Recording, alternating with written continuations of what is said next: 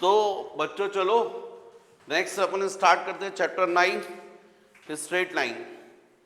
अब यदि मान लीजिए दो पॉइंट्स हैं x1 y1 x2 y2, तो इन पॉइंट्स के बीच का डिस्टेंस जो होता है वो उसका फॉर्मूला होता है root over x2 minus x1 square plus y2 minus y1 square. एकदम सिंपल है। यदि मान लीजिए ये पॉइंट है, ये पॉइंट है, इसके कोऑर्डिनेट x1 y1, इस पॉइंट के कोऑर्डिनेट्स x2 y2। आप सबको मालूम है यहाँ से परपेंडिकुलर ड्रॉ करोगे तो ये हो जाएगा x1 और ये हो जाएगा y1।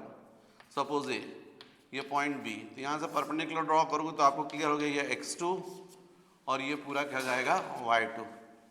क्यों बच्चों?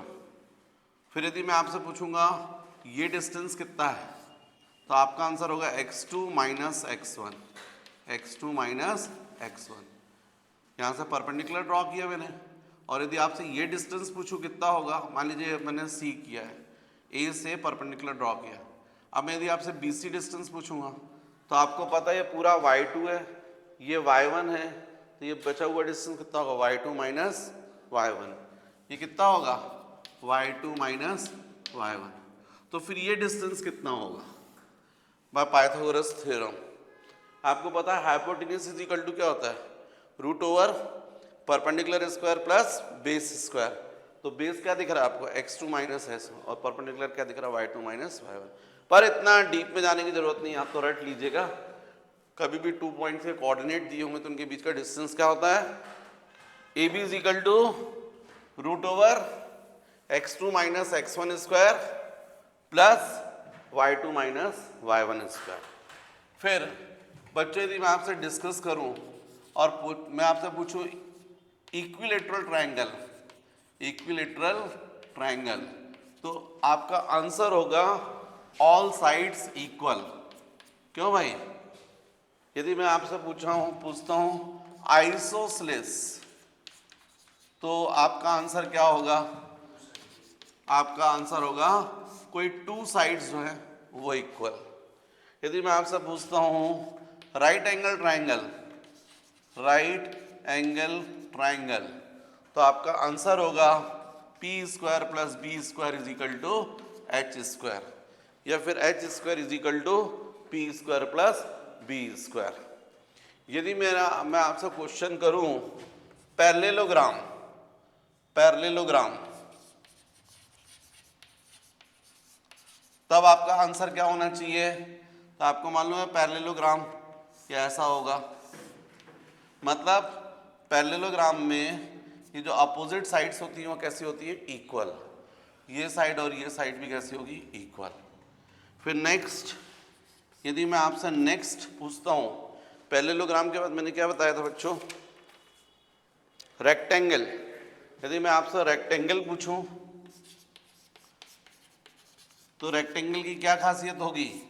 तो रेक्टेंगल में डेफिनेटली यदि मैं आपसे रेक्टेंगल की बात करूं ये, तो अपोजिट साइड्स इक्वल होंगी, ये भी होंगी, और इसके जो डायगोनल्स होंगे, ये डायगोनल्स ये भी इक्वल होंगे, इक्वल लेंथ की। जबकि पैरेललोग्राम में ऐसा नहीं होगा, इस डायगोनल की लेंथ ज्यादा होगी और इसकी कम होगी। नेक्स्ट इसके बाद सिक्स क्या पॉइंट बताया था मैंने? 6 बोलो रोम्बस। रोम्बस किसको बोलोगे? जिसमें चारों साइड्स कैसी होंगी इक्वल होंगी। क्यों बच्चों? ये लेकिन डायगोनल्स जो होंगे वो अनइक्वल होंगे, ये दोनों जो है वो इक्वल नहीं होंगे। D1 मतलब सारी साइड्स यदि मैं बोलूं तो साइड्स कैसी होंगी इक्वल, और डायगोनल्स सपोज D1 और D2, तो D1 is not equal to of D2।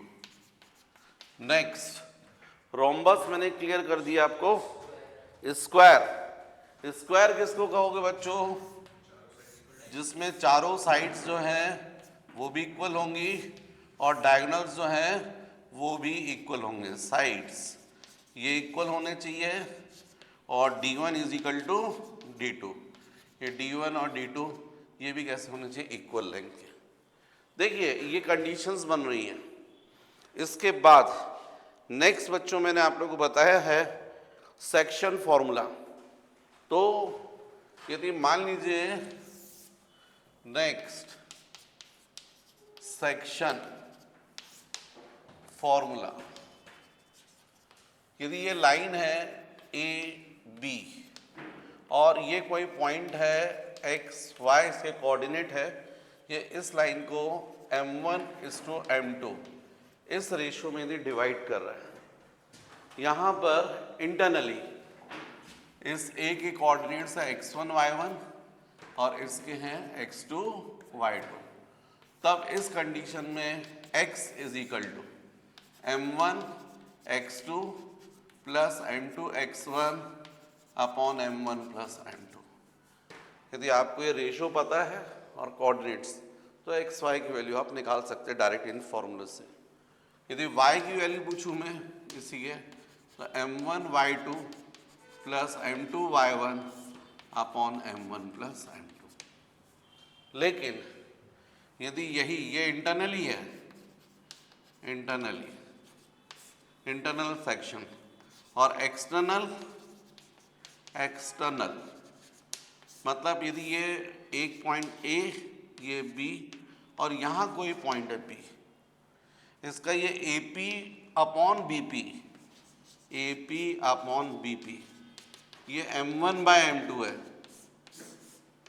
मतलब ये पॉइंट P A को और B को किस रेशियो में डिवाइड कर रहा है, m1:m2, और इसके कोऑर्डिनेट्स हैं x1 y1, इसके x2 y2।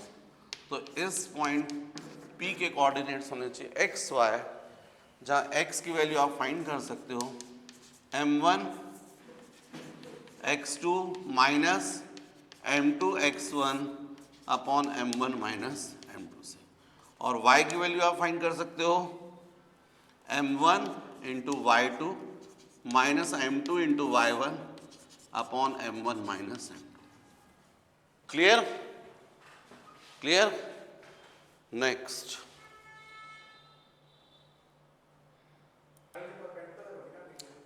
बच्चों सेंट्रॉइड।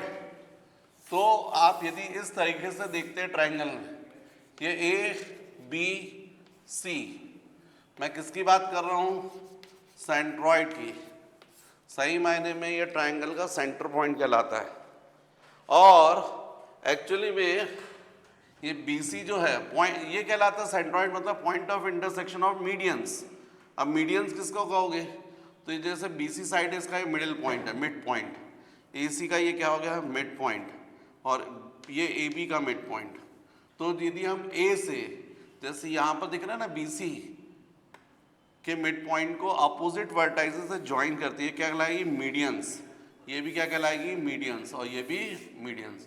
तो इन सारी मीडियंस का जो पॉइंट ऑफ इंटरसेक्शन होता है उसको हम बोलते हैं सेंट्रॉइड।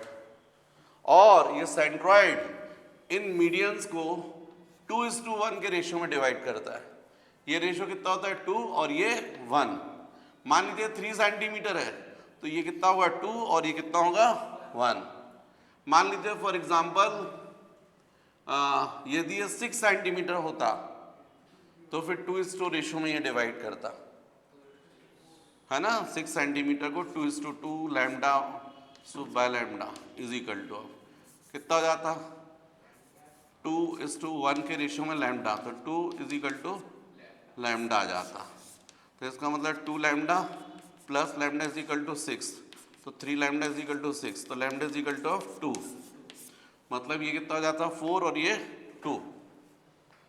समझ रहे बात? कांस्टेंट डिसाइड किया था मैंने 2:1 के रेशियो में डिवाइड करने के लिए। तो बच्चों सेंट्रॉइड मेरे ख्याल से आप समझ गए। अब यदि इस पॉइंट के कोऑर्डिनेट्स है x1 y1, इस पॉइंट के कोऑर्डिनेट्स है x2 y2, और इस पॉइंट के कोऑर्डिनेट है x3 y3, तो ये जो सेंट्रॉइड है इसके कोऑर्डिनेट्स यदि हम xy बोल रहे हों, तो x इज इक्वल टू होता है x1 plus x2 plus x3 by 3, और y y1 plus y2 plus y3/3। Clear? तो चलिए फिर अपन थोड़ा कुछ क्वेश्चंस करते हैं, फिर आगे कंटिन्यू करेंगे। तो बच्चों यहाँ पर बोर्ड पर 2 क्वेश्चन मैंने दिए हुए हैं, आप लोग देख रहे हो। उसमें से फर्स्ट क्वेश्चन है आपका, इफ ये 2 पॉइंट्स है PQ, तो इनके बीच का डिस्टेंस फाइंड करना है, PQ डिस्टेंस। पॉइंट्स दिए मतलब उनके कोऑर्डिनेट्स दिए हुए हैं। तो एकदम simple first question, solution 1, PQ is equal to √x2 minus x1 square plus y2 minus y1 square. Value रख दीजिए। तो आपको दिख रहा है x2 मतलब a cos beta minus a cos alpha square plus y2 a sign beta minus a sign alpha square.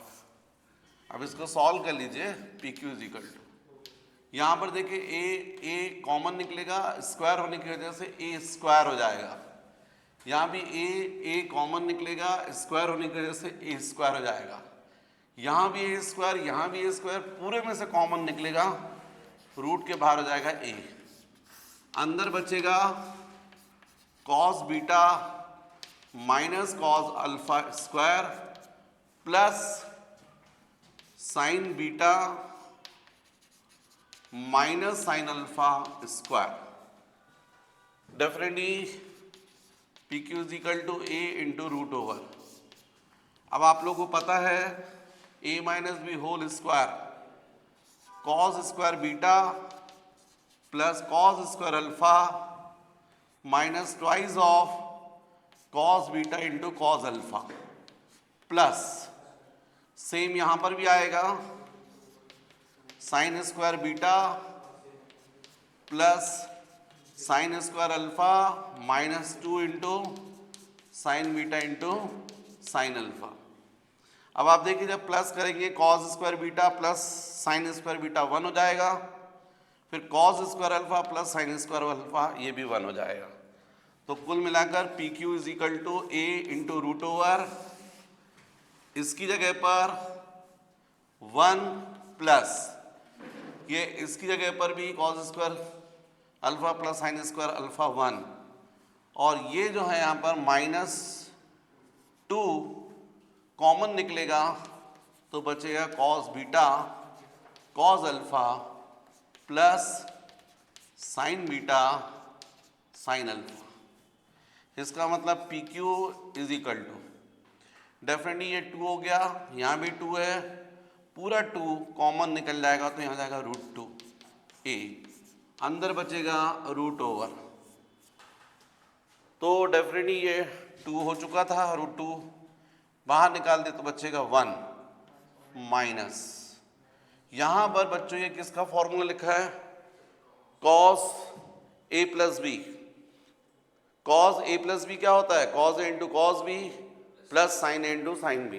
तो हम लोग लिख सकते हैं इसको cos beta plus alpha 1 minus cos beta plus alpha. अब यदि आप चाहें तो इसको ऐसा कर सकते हैं, देखिए cos 2a का फॉर्मूला आप लोगों को पता है, यदि यहाँ पर ऐसा सब्स्टिट्यूट करें अपन ताकि ये 1 कैंसिल हो जाए, तो मेरे ख्याल से 1 माइनस 2 इंटू साइन स्क्वायर है ये होता है। cos 2a के 3 फॉर्मूले होते हैं, एक होता है cos स्क्वायर ए माइनस साइन स्क्वायर ए, एक होता है 2 इंटू कॉस स्क्वायर ए माइनस साइन स्क्वायर ए, सॉरी एक होता है cos स्क्वायर ए माइनस साइन स्क्वायर ए, सेकेंड होता है 2 इंटू कॉस स्क्वायर ए माइनस 1, और थर्ड होता है 1 माइनस 2 इंटू साइन स्क्वायर ए। यहाँ के लिए यदि हम इसको पूरे एंगल को देखिए, जब ये 2a होता है तो ये a हो जाता है हाफ, यदि यहाँ पर a होता तो यहाँ क्या हो जाता है a/2, जस्ट हाफ हो जाएगा। तो ये cos a है, तो हम इसको यदि चाहें तो ऐसा लिख सकते हैं P Q is equal to √2 into A into √1 minus, इसकी जगह पर मैं लिख सकता हूँ 1 minus 2 into sine square a by 2। तो a यहाँ पर कितना जाएगा b plus alpha by 2, a की जगह क्या जाएगा b प्लस अल्फा। ऐसा मैंने इसलिए किया क्योंकि ये 1 और 1 क्या हो जाएंगे, कैंसिल, ब्रैकेट ओपन होगा, माइनस माइनस जाएगा प्लस, तो कुल मिलाकर आपको मिलेगा P Q is equal to √2 into A, फिर ये √2 इंटू साइन स्क्वायर तो जाएगा sine beta plus alpha by 2, तो P Q is equal to √2 into √2 into A into sine beta plus alpha by 2, ये आपका आंसर होगा।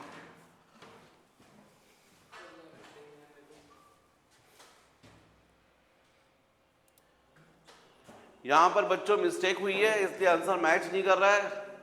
ये देखिए क्या लिखा है, cos beta into cos alpha plus sine beta into sine alpha. आप सबको पता है कॉस ए प्लस बी क्या होता है, cos A into cos B minus sine A into sine B, और कॉस ए माइनस बी क्या होता है, cos A into cos B plus sine A, opposite हो जाता है। तो जब यहाँ पर प्लस है तो यहाँ क्या आना चाहिए था, बीटा माइनस अल्फा। क्या लिख सकते हैं अपन, यदि फर्स्ट ये एंगल, इसी को आप अल्फा माइनस बीटा भी लिख सकते हो, कोई प्रॉब्लम नहीं है।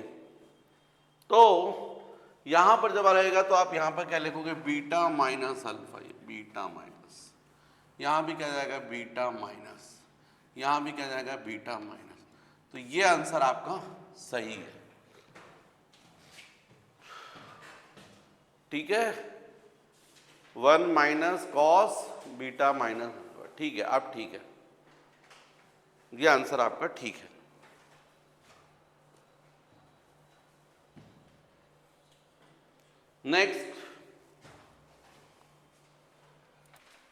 नेक्स्ट क्वेश्चन बच्चों, हमसे पूछा गया find the point on the x axis which is equal from points 3 2 और -5 -2।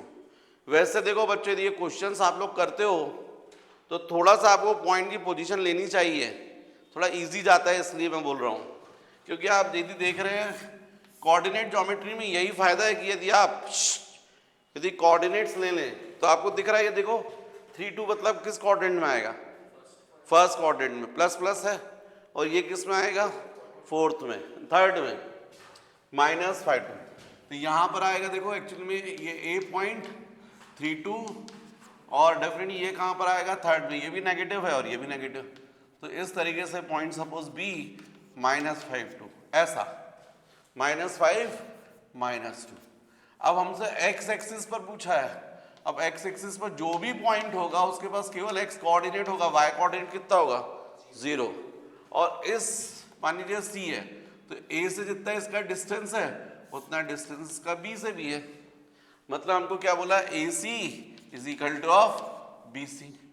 अब ए सी कितना बोलोगे आप, √3 minus X square plus 2 minus 0 square is equal to, अब ये डिस्टेंस बोलो √, BC डिस्टेंस कितना बोलोगे, बोलिए -5 minus X square plus -2 minus 0 square, ये हो जाएगा।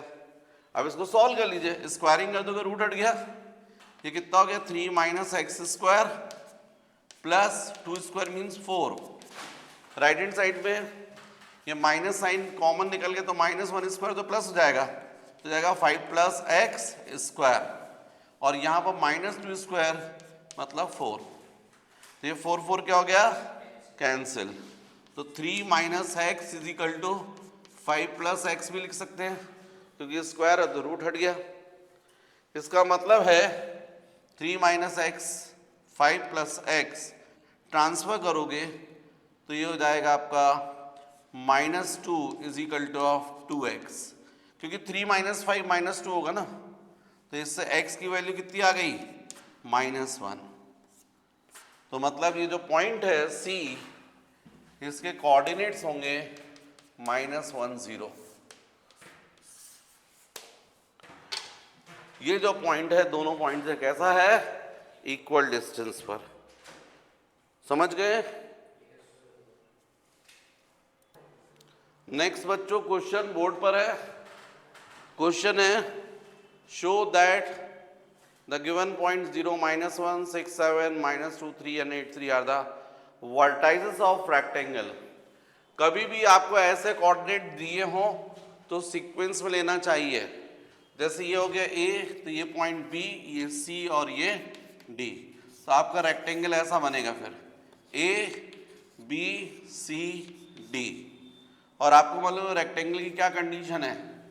रेक्टेंगल की कंडीशन है कि इनके अपोजिट साइड्स कैसी होनी चाहिए, इक्वल। मतलब A D is equal to B C और ऐसे A B is equal to D C. ये प्रूफ करना पड़ेगा आपको। और साथ ही साथ डायगोनल्स भी इक्वल होते हैं, मतलब B D is equal to of A C. तो ये सब प्रूफ करने का मतलब है आपको प्रूफ करना होगा रेक्टेंगल के लिए। फॉर रेक्टेंगल क्या प्रूफ करना पड़ेगा बताओ मुझे? एक तो प्रूफ करना पड़ेगा A D is equal to of B C. दूसरा प्रूफ करना पड़ेगा आपको A B is equal to of D C. और तीसरा आपको क्या, A D is equal to B C, A B is equal to D C. और तीसरा आपको प्रूफ करना पड़ेगा A C is equal to of B D. यदि ये तीनों कंडीशन फुलफिल होगी तो डेफिनेटली ये जो चारों पॉइंट्स हैं वो किसके हैं? रेक्टेंगल के हैं। तो बच्चों ए डी आप निकाल लोगे मेरे ख्याल से। आपके सामने ए डी की वैल्यू कितनी आएगी? √/(x2 - x1 square) 8 - 0 square, 8 - 0 square plus 3 - -1 मतलब +1 स्क्वायर। इसको सॉल्व कर लोगे तो एडी आ जाएगा। ठीक है। फिर नेक्स्ट आपको प्रूफ करना है बीसी, तो बीसी निकाल लो। एडी की वैल्यू कितनी आ रही है? रूट, ये हो जाएगा 64 + 4 स्क्वायर 16, तो कितना आ रही है? 80। अच्छा अब आप क्या प्रूफ करना है? AD is equal to BC, तो बीसी निकालो फिर। बीसी ये बी और ये सी, तो कितना जाएगा? √(x2 - x1 square -2 - 6 square plus 3 - 7 square. तो BC की वैल्यू कितनी आ रही है? √(-8 हो गया, स्क्वायर करोगे 64, ये कितना हुआ? -4 स्क्वायर 16, सेम आ गया √80। BC इज इक्वल टू भी √80, है ना? तो AD की वैल्यू BC के इक्वल आ गई है, तो ये फर्स्ट कंडीशन फुलफिल हो गई है। फिर second AB is equal to DC, AB निकालिए, तो AB इज इक्वल टू, समझ गए बच्चों? इस तरीके से इस क्वेश्चन को सॉल्व करना है। जल्दी से मुझे निकाल के बताइए AB की वैल्यू कितनी आ रही है? AB इज इक्वल टू 10 और DC इज इक्वल टू भी निकाल कर बताइए।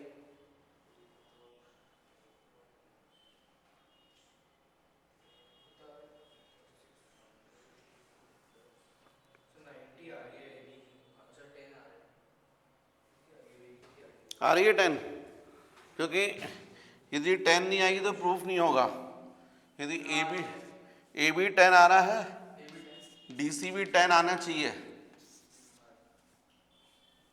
जैसे यहां पर आया ना आपका AD is equal to BC, proof कर दिया आपने, वैसे AB यदि 10 आ रहा है तो DC भी 10 आ रहा है। ठीक है, समझ गए? सेम डिस्टेंस फॉर्मूला से। और D1 D2 मतलब AC और BD और निकालिए। AC की वैल्यू कितनी आ रही है? AC √/23 20 और BD भी निकालिए, इतनी आना चाहिए, √20 आना चाहिए।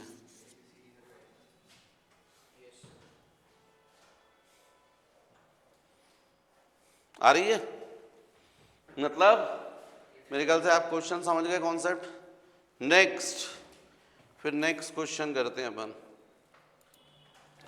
तो बच्चों बोर्ड पर क्वेश्चन है, हमको फाइंड करना है coordinate of point which divides join of -1 7 and 4 -3 in the ratio of 2:3 internally and externally. अब बच्चों ये तो क्वेश्चन बहुत इजी है। आप देखिए यहाँ पर x1 y1 कितना हो गया, -1 7, x2 y2 ये कितना गिवन है हमको, 4 -3 और रेशियो गिवन है 2:3, ये m1 और ये m2। तो आपको मालूम है इंटरनली के लिए first x is equal to m1 x2 plus m2 x1 upon m1 plus m2। केवल वैल्यू रखोगे आंसर आ जाएगा। m1 देखो 2, x2 आपको दिख रहा है, x2 मतलब 4 प्लस m2 बच्चों 3, m1 बोलो, x1 बोलो -1 अपॉन m1 प्लस m2 2 + 3। इसको सॉल्व कर लीजिए, आंसर आ जाएगा, ये हो गया 8 -3, 8 -3 मीन्स 5, 5/5 1 आ रहा है 1। और y की वैल्यू भी निकाल लीजिए, y m1 x2 2 into sorry y2 m1 y2 -3 plus m2 3 into y1 7 upon 2 + 3। तो इससे y की वैल्यू आ जाएगी -6 + 21/5, डेफिनेटली 15/5 3। तो जो पॉइंट है 1 3 हो जाएगा, क्योंकि x की वैल्यू 1 आ रही है और y की वैल्यू 3। ये जो पॉइंट है इनको ज्वाइन करने वाली लाइन वो किस रेशियो में डिवाइड कर रहा है, 2:3। और सेकंड के लिए एक्सटर्नली के लिए x इज इक्वल टू क्या हो जाएगा, m1 x2 minus m2 x1 upon m1 plus m2। मतलब सब कुछ यही रहेगा, बस यहाँ माइनस हो जाएगा। तो आपको मालूम है कितना जाएगा, 8 माइनस 3 तो +3 हो जाएगा, डिवाइडेड बाय 5। इसका मतलब है 11/5, sorry m1 minus m2, sorry m1 minus m2। तो m1 माइनस m2 का मतलब बच्चों कितना हो जाएगा, 2 - 3, 2 - 3 का मतलब -1, तो इसका मतलब -11। और y हो जाएगा यही पूरा -6 -21 अपॉन m1 माइनस m2 2 - 3 -1 कितना हो गया ये, -27/-1 + 27। तो इसका मतलब एक्सटर्नली जो डिवाइड कर रहा है इस रेशो में वो पॉइंट होना चाहिए -11 27, राइट। तो बच्चों इंटरनली के लिए आंसर 1 3 और एक्सटर्नली के लिए -1 27। नेक्स्ट क्वेश्चन है बच्चों, ये मैंने बोर्ड पर पैरेललोग्राम बनाया हुआ है, इसके कोऑर्डिनेट गिवन है, लेकिन क्वेश्चन में बोला गया है without using distance formula, without using distance formula show that the points 2 -1 4 0 3 3 and -32 are the vertices of a parallelogram. अब हमको ये प्रूव करना है, ये पैरेललोग्राम के वर्टाइसेस है, लेकिन डिस्टेंस फॉर्मूला आप यूज नहीं कर सकते। तो आपको एक चीज तो पता है, रेक्टेंगल और पैरेललोग्राम में एक डिफरेंस पता है। दोनों की, रेक्टेंगल और पैरेललोग्राम दोनों में अपोजिट साइड्स इक्वल होती हैं, लेकिन जो रेक्टेंगल होता है उसमें डायगोनल भी इक्वल होते हैं। पैरेललोग्राम में जो डायगोनल्स होते हैं वो इक्वल नहीं होते। लेकिन भले ही इक्वल ना हो, लेकिन यदि ये डायगोनल जो है वो किसी एक पॉइंट पर इंटरसेक्ट तो करेंगे।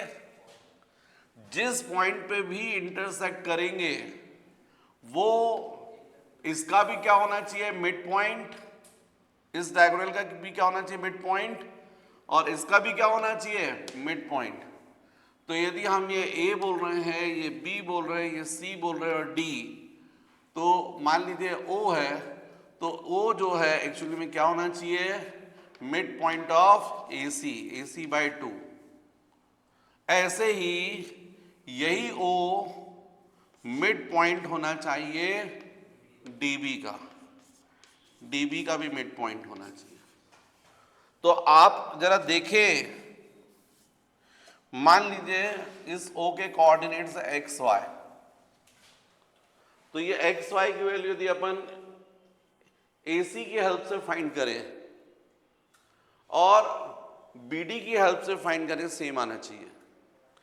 आप एक चीज समझ लें, कभी भी यदि ये x1 y1 हो, ये x2 y2 है, और यदि ये मिड पॉइंट xy, तो x इज इक्वल टू क्या होता है, x1 plus x2 by 2, mid point. क्यों? क्योंकि मिड पॉइंट हमेशा इक्वल रेशियो में डिवाइड करेगा, 1:1। तो आप यदि यहां से देखें तो क्या बोलोगे, 1 into x2 plus 1 into x1 upon 1 plus 1। तो x इज इक्वल टू क्या आ गया, x1 plus x2 by 2। Mid point हमेशा ये जो x1 y1 x2 y2 को ज्वाइन करने वाली लाइन होती है, उसको किस रेशियो में डिवाइड करता है, 1:1। इसका मतलब x के कोऑर्डिनेट क्या होंगे, x1 x plus x2 by 2। ऐसे y के कोऑर्डिनेट क्या होंगे, y1 प्लस y2 बाई 2। तो यदि हमारा ये कॉन्सेप्ट क्लियर है, तो यदि हम ये AC की हेल्प लें, फॉर AC मिड पॉइंट, तो आप क्या बोलोगे, आप बोलोगे -2 प्लस 3 बाई 2, और यहां पर जाएगा -1 प्लस 3 बाई 2। इसका मतलब मिड पॉइंट क्या आ गया, 1/2 और 1, 3 माइनस 1। डेफिनेटली यदि ये इसका मिड पॉइंट है तो इसका भी तो मिड पॉइंट होना चाहिए, है ना। तो इसका मतलब अपन निकालेंगे mid for BD mid point, mid point. तो क्या बोलोगे, BD के लिए मिड पॉइंट क्या बोलोगे, बोलो -3 plus 4 by 2 and 2 plus 0 by 2। इसका मतलब कितना आ गया, ये 1/2 और ये भी 1, सेम आ गया। मतलब ये ऐसा पॉइंट है जो इनको भी किस में डिवाइड कर रहा है, 1:1 के रेशियो में, मतलब मिड पॉइंट है, और यही पॉइंट इसको भी किस में डिवाइड कर रहा है, 1:1 के रेशियो में। इसका मतलब डेफिनेटली ये वर्टाइज, ये जो पॉइंट्स गिवन हैं वो किसके वर्टाइज हैं, पैरेललोग्राम के। नेक्स्ट क्वेश्चन है बच्चों, मैंने हालांकि डायग्राम बना दिया है। क्वेश्चन है, determine the ratio in which the line 3x plus y minus 9 is equal to 0 divides the segment joining the points 1, 3 and 2, 7। यदि ये हमको कोऑर्डिनेट्स दिए 1, 3 और 2, 7, इनको हम ज्वाइन करते तो ये सेगमेंट है। हमको फाइंड करना है कि जो लाइन है वो इस सेगमेंट को किस रेशियो में डिवाइड करें। तो सपोज ये रेशियो M1 और ये M2, इस पॉइंट पर लाइन किस पॉइंट पर डिवाइड कर रही हो दिख रहा है। मान लीजिए सपोज फॉर एग्जांपल ये A, ये B और मान लीजिए C। तो आपको दिख रहा है कि ये जो लाइन है वो AB सेगमेंट को किस पॉइंट पर डिवाइड कर रही है, C पर। बच्चों ध्यान दो, तो सपोज ये लाइन इस सेगमेंट को किस रेशियो में डिवाइड कर रही है, M1:M2। तो हमको क्वेश्चन में बोला गया M1 और M2 रेशियो फाइंड करने के लिए। लेकिन जब ऐसे क्वेश्चन आते हैं तो M1 M2 हमको नहीं लेना चाहिए।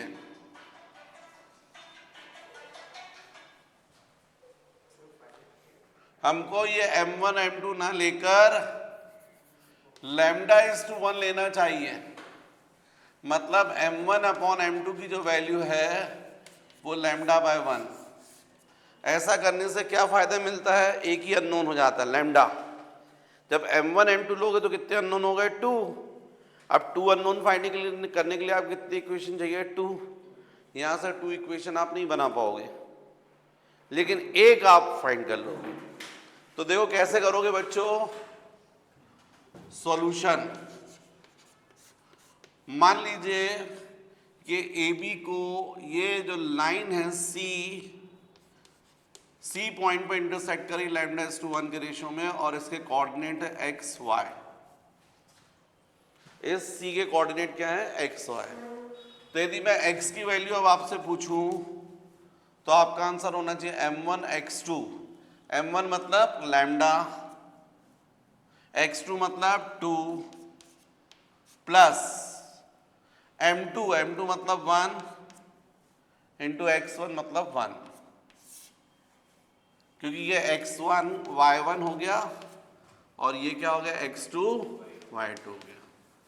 तो lambda into M2 x2 plus 1:x1 upon lambda plus 1।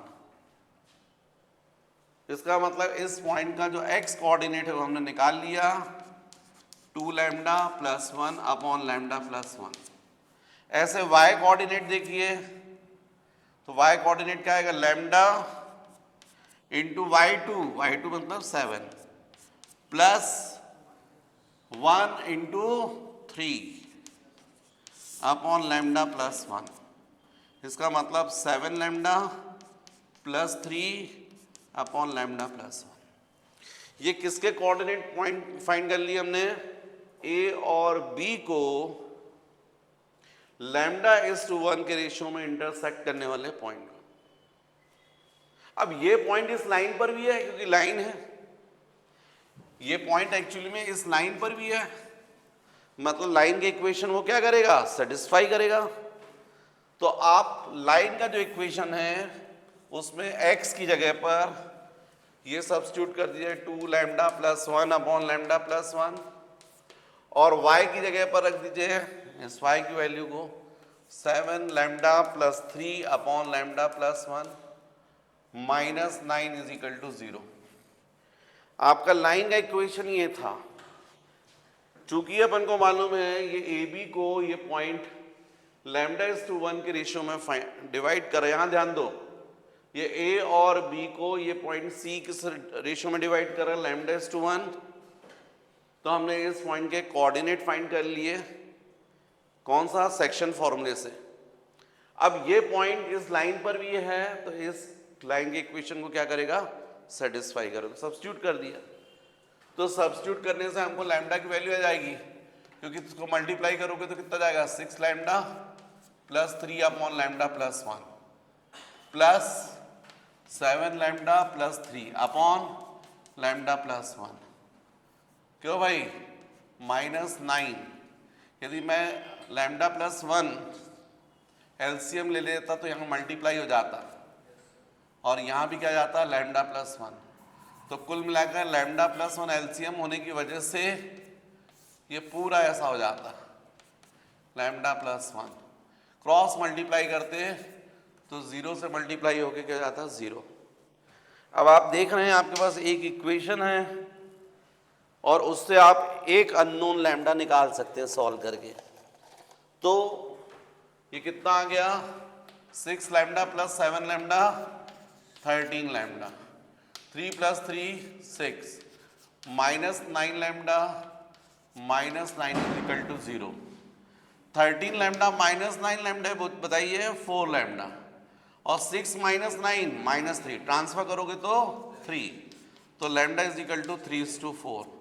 तो हमने यही सोचा था, जो रेशियो है m1 अपॉन m2 हमने कितना सोचा था, लैम्डा इज टू 1, लैम्डा की वैल्यू 3/4 इज टू 1, इसका मतलब 3/4। तो हमारा आंसर आ गया कि ये जो लाइन है इन पॉइंट्स को ज्वाइन करने वाले सेगमेंट को किस रेशियो में डिवाइड करेगी, 3:4। ये रेशियो 3 और वो 4। समझ गए?